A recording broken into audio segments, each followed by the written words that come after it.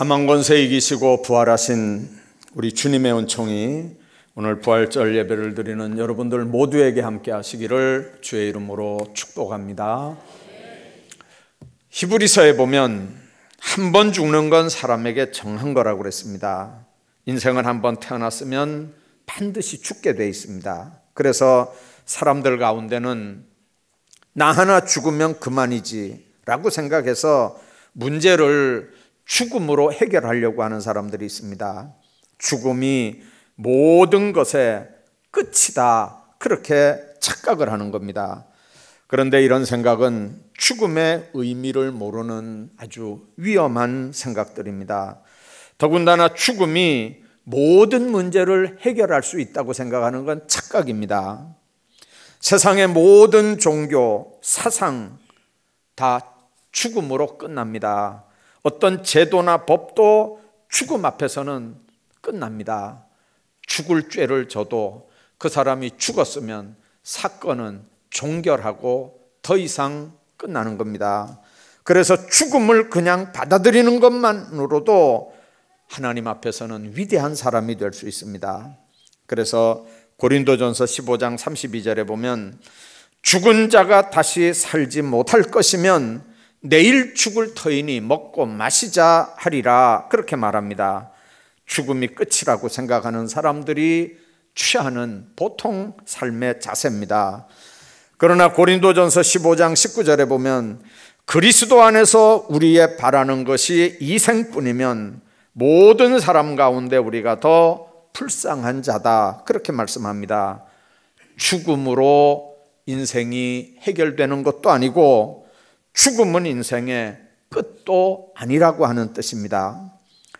오늘 우리가 읽은 본문은 안식 후 첫날 저녁 때 제자들이 유대인을 두려워해서 모인 곳에 주님의 제자들을 찾아오셔서 4가지 권면하는 말씀이 기록되어 있는 본문입니다. 우선 19절 하반절에 보니까 너희에게 평강이 있을지어다, 그렇게 말씀합니다. 부활하신 주님이 제자들에게 오셔서 제일 먼저 하셨던 말씀이 샬롬의 축복입니다.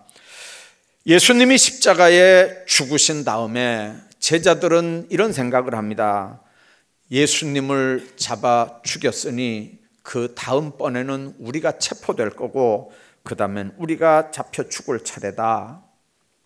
얼마나 두렵겠습니까?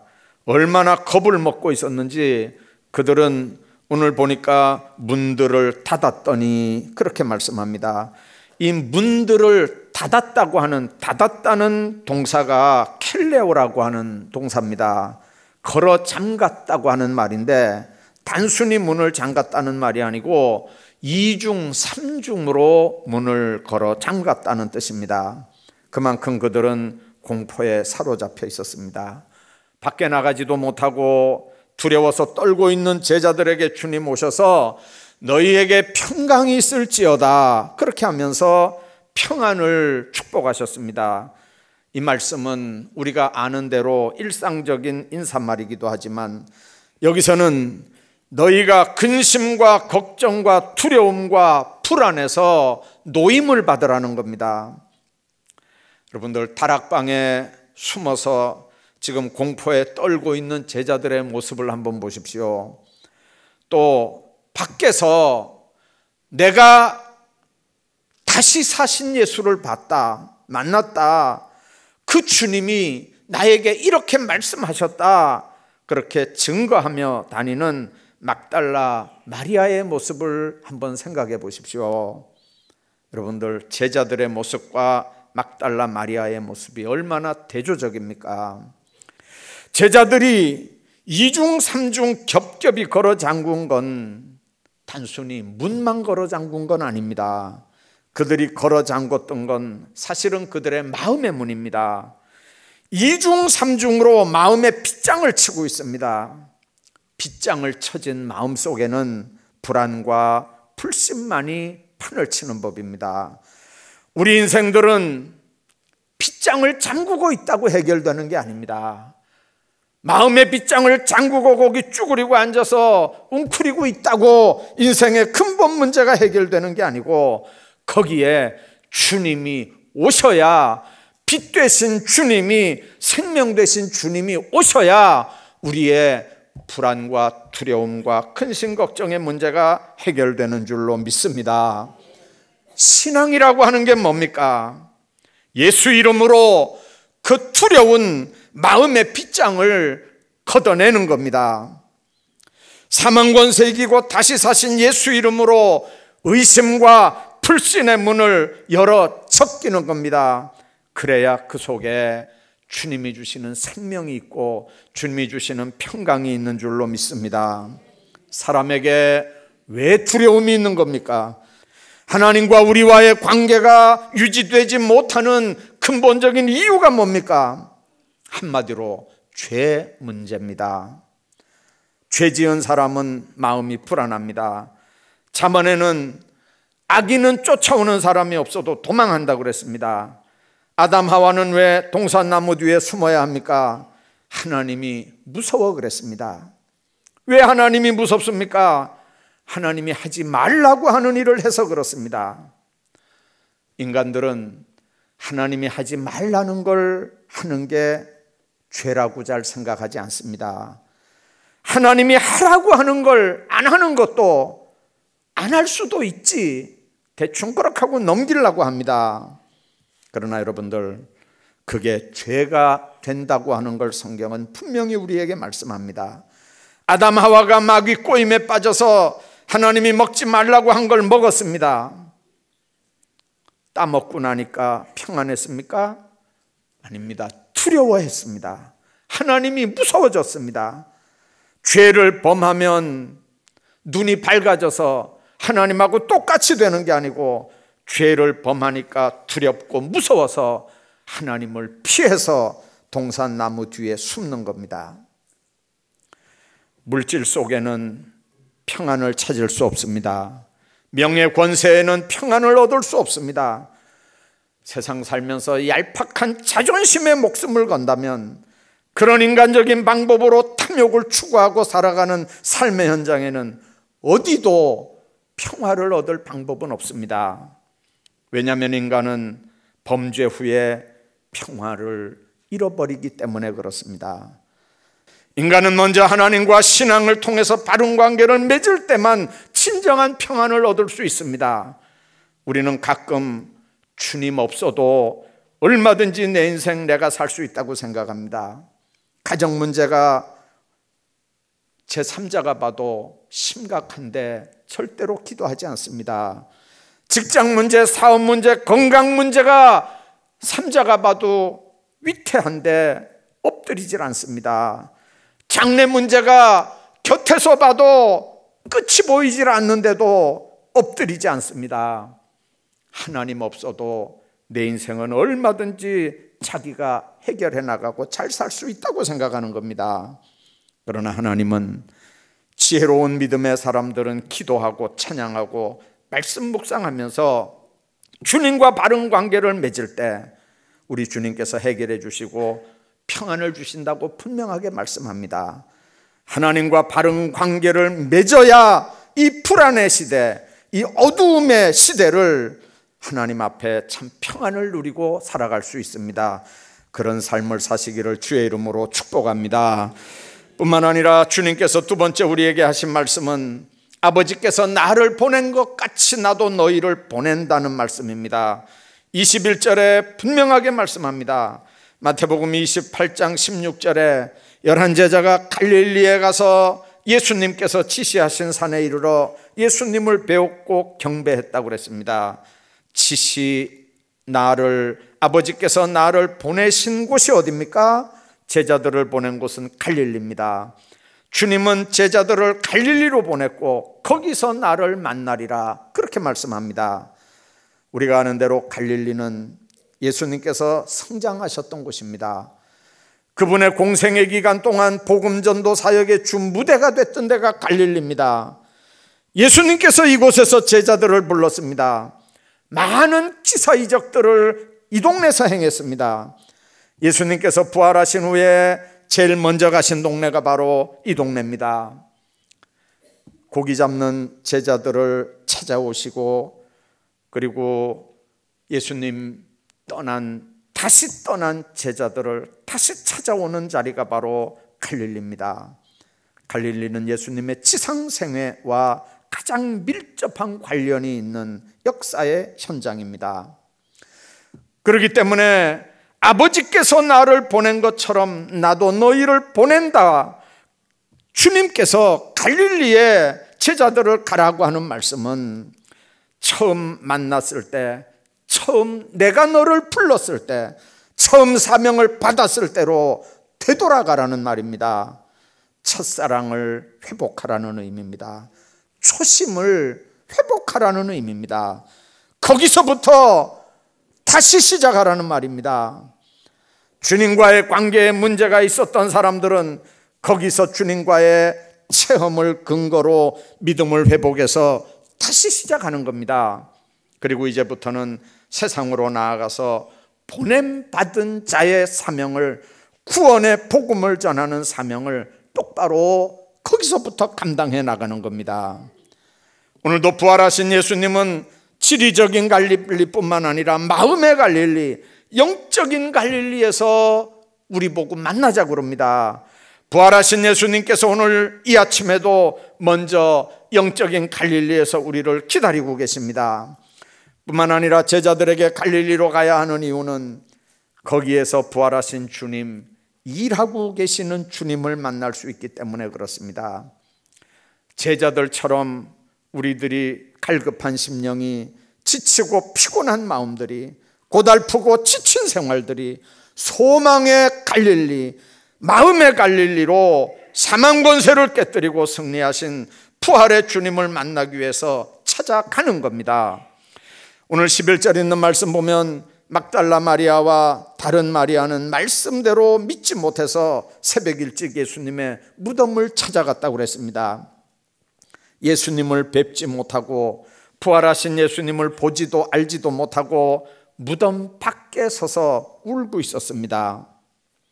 안식 후 첫날 새벽에 예수님을 찾아갔던 그들은 결국 빈 무덤에서 울 수밖에 없었습니다. 만일 예수님이 눈을 열어서 마리아를 만나주지 않았다면 끝까지 그는 동산직인 줄 알고 무덤 밖에서 울고 있었을 게 틀림없습니다. 지금도 무덤을 찾는 사람들은 슬픈 신앙생활을 합니다. 죽은 예수를 찾는 사람은 인생이 슬픕니다.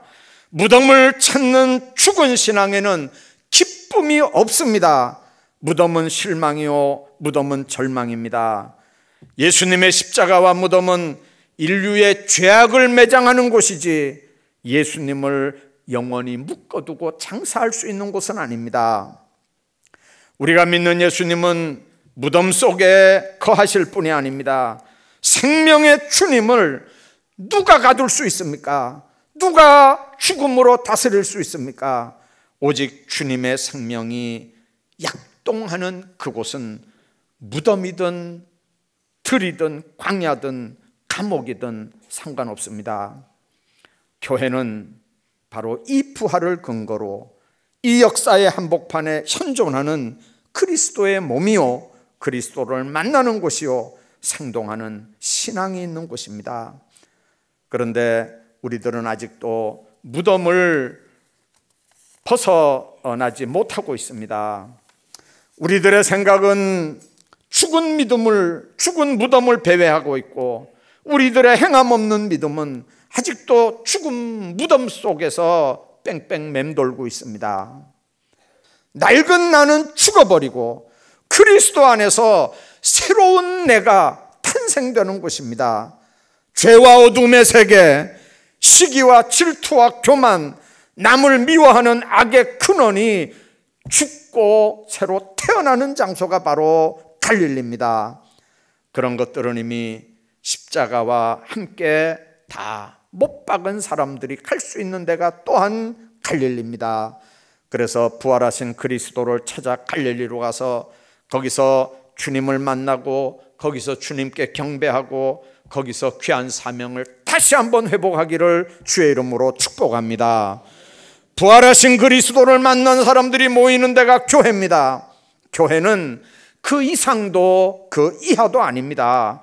그러므로 예수 만난 사람들이 모이니 교회는 생명의 단체입니다. 아버지께서 나를 보낸 것 같이 나도 너희를 보내노라 하는 말씀을 믿고 그리스도와 함께 사는 사람들이 모인 데가 이 교회입니다. 여기가 그 본질을 잃어버렸고 여기가 그 사명을 잃어버렸다면 교회는 무덤입니다. 그러므로 우리는 오늘 사망의 권세를 깨뜨리고 예수께서 다시 살아나셨다고 하는 기쁜 부활의 소식을 실망과 절망과 죄의 그늘 아래 슬퍼하고 있는, 죽음의 고통 안에서 떨고 있는, 가난 가운데서 힘들어하는, 힘없어서 정말 말 한마디 제대로 못하는 그런 사람들에게 나가서 담대하게 전해야 합니다. 예수님은 오늘도 우리에게 나도 너희를 보내노라 말씀합니다. 무엇하라 보냅니까? 복음을 전파하라고 보냅니다. 어디로 보냅니까? 내 삶의 자리로 보냅니다. 교회의 사명이 바로 여기 있습니다. 오늘처럼 우리처럼 주일날 이렇게 예배당에 모이는 것은 여기는 모이는 교회입니다. 그리고 우리가 한 주간 동안 이 세상에 나가서 삽니다. 그 자리가 바로 흩어진 교회입니다. 모이는 교회에서 힘을 얻어야 되고, 모이는 교회에서 영적인 능력을 받아야 되고, 여기서 영적으로 새로 충전해야 세상에 흩어져 있는 흩어진 교회에서 담대히 복음을 증거하며 주님의 자녀들답게 살아갈 수 있습니다. 그래서 모이는 교회가 중요한 거고, 초대교회는 그래서 모이기를 패하는 어떤 사람들의 습관과 같이 하지 말라고 경계하면서 모여서 합심해서 기도할 때 세상을 변화시킬 수 있는 능력들을 받았던 걸 우리가 믿습니다. 그런 사명이 오늘 저와 여러분들 모두에게 있기를 주의 이름으로 축복합니다. 뿐만 아니라 성령을 받으라 22절에 그렇게 말씀했습니다. 다시 사신 예수님은 제자들을 향해서 숨을 내쉬면서 성령을 받으라. 로마서 8장에 보면 성령은 예수의 영이고 하나님의 영입니다. 그 영이 우리 속에 없다면 우린 하나님의 사람이 아니라고 했습니다. 주님께서 우리를 보내실 때 그냥 보내는 게 아닙니다. 가라고 하신 주님은 우리와 함께 하신다고 약속을 합니다. 모세 보고 가라고 할 때도 내가 너와 함께 하겠다. 여호수아 보고 가라고 할 때도 내가 너와 함께 하겠다. 강하고 담대해라. 내가 너와 함께 한다고 그랬습니다. 그 주님이 오늘 우리 보고도 가라고 합니다. 제자들 보고도 가라고 했습니다. 내가 너와 함께해서 너를 도구로 사용해서 내가 너를 통해서 일하겠다는 겁니다. 여러분들, 우리를 세상에 보낼 때 주님의 약속이 바로 이겁니다. 내가 너와 함께 하겠다. 이 약속을 믿으시고 힘차게 담대하게 맡겨진 사명들 감당하시길 바랍니다. 두려워 벌벌 떨고 있는 제자들에게 주님 나타나셔서 손과 옆구리를 보이면서 분명히 주님이 살아난 걸 보여주었습니다. 그런데 왜 제자들에게 예수님은 성령 받으라고 합니까? 부활의 사실을 믿고 이 부활을 근거해서 예수님의 복음을 전파하는 힘과 능력은 오직 성령만이 할 수 있기 때문에 그렇습니다. 오직 성령이 임해야 권능을 받고 그 권능으로 예루살렘과 유대와 땅끝까지 보냄을 받은 제자의 사명을 비로소 감당할 수 있기 때문에 그렇습니다. 그래서 부활의 신앙은 성령의 감동과 도우심과 인도하심이 있을 때래야만 가능한 겁니다. 예수님의 제자들이 예수님을 3년 따라다니면서 교육도 받고 듣고 보고 느낀 게 얼마나 많았겠습니까? 그런데 그 사람들이 변했습니까? 예수님이 예루살렘 성에 들어가면서 호산나 찬송받을 때 누가 높으냐? 우리 중에 누가 제일 높은 자리를 차지할 거냐? 도대체 이 사람들은 아무런 변화가 없는 사람들입니다. 예수님을 따라다니면서도 여전히 세상적인 것에 관심을 가지고 있었고 인간적인 혈기는 전혀 다를 게 없는 사람들입니다. 베드로 보십시오. 예수님이 고난을 받아야 된다고 할 때 가로막고 나선 것도 인간적으로 그럴 수 없다고 한 것도 다 베드로입니다. 다른 사람은 몰라도 자기는 절대로 주님 버리지 않겠다고 장담한 것도 인간적인 인정 때문입니다. 예수님을 잡으러 온 사람의 귀를 칼로 내리친 것도 베드로의 인간적인 혈기, 의협심 때문입니다. 여러분들, 이런 대단한 것 같은, 예수님을 사랑하는 것 같은 그 의협심들, 인간적인 것들, 며칠 못 가서 위협 앞에 움츠러들고 죽음 앞에 예수님을 부인까지 하는 형편없는 인간들로 바뀝니다. 그러나 성령 충만함을 받을 때 베드로가 어떻게 바뀌어집니까? 그리스도의 부활을 증거하는데 죽음이나 고통이 문제가 되질 않았습니다. 내가 보고 들은 것을 말하지 않을 수 없다. 너희 말 듣는 게 하나님 말씀 듣는 것보다 어느 게 더 옳은지 너희들이 한번 판단해 봐라. 그렇게 공회 앞에서 담대했습니다. 성령 충만함을 받으니까 자기를 누가 보낸 줄 압니다. 자기가 지금 누구 말을 해야 되는지를 압니다. 자기가 지금 누구 눈치를 봐야 되는 줄 압니다. 성령 받기 전에는 어림도 없는 일이 성령 충만 받으니까 능력의 사람으로 사람을 바꾸는 겁니다. 오늘 여러분들 모두에게도 성령이 충만하기를 주의 이름으로 축복합니다. 왜 나가서 전도 못합니까? 겁나서 못하는 거잖아요. 창피당할까 봐 못하는 거잖아요. 두려워서 못하는 거잖아요. 조롱당할까 봐 못하는 거잖아요. 복음 전한다고 죽이는 사람 있습니까 요즘에? 그럼에도 안 하는 이유가 뭡니까? 주님을, 부활한 주님을 만나지 못했든지, 성령 충만하지 못했든지, 하나님의 말씀을 무시해버리든지, 그러니까 우리가 복음 전하지 못하는 거 아닙니까? 어제 아래 국민일보에 이런 얘기가 나왔습니다. 우리 한국교회가 1년에 한 번 입 열어서 전도한 사람 통계가 15%대예요. 한국 교인들이 입 열어서 예수 믿으라고 전도해 본 사람이 한국 전체 교인 중에 15%란 말이에요. 85%는 뭐란 얘기입니까? 교회 다녀도 예수 믿으라고 한 번도 전해보지 못했다는 얘기입니다. 왜 그렇습니까? 성령 받아야 전하죠. 성령 충만해야 전하죠. 조롱당하면 어떻게 해요? 불이익당하면 어떻게 해요?